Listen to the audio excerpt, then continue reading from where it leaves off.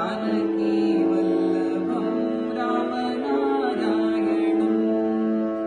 ಈ ಬಿಲಾವಲ್ ರಾಗ ಯಾವ ಇದ್ರದ್ದು ಪರಿಚಯ ಹೇಳ್ಬೇಕಂದ್ರೆ, ಇದು ಎಲ್ಲ ಸ್ವರಗಳಲ್ಲಿ ಶುದ್ಧವಾಗಿದೆ.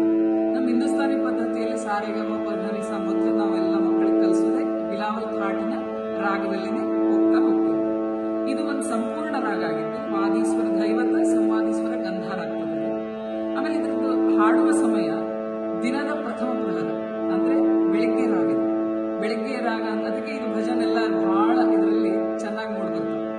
ಇದ್ರೊಳಗೆ ಇನ್ನೊಂದು ಮೀರಾ ಭಜನೆ, ಲಾಗಿ ಲಟಕ ಗುರು ಚರಣನ ಕೀ ಮುರಿ, ಲಾಗಿ ಲಟಕ ಗುರು ಚರಣನ ಕೀ ಮುರಿ.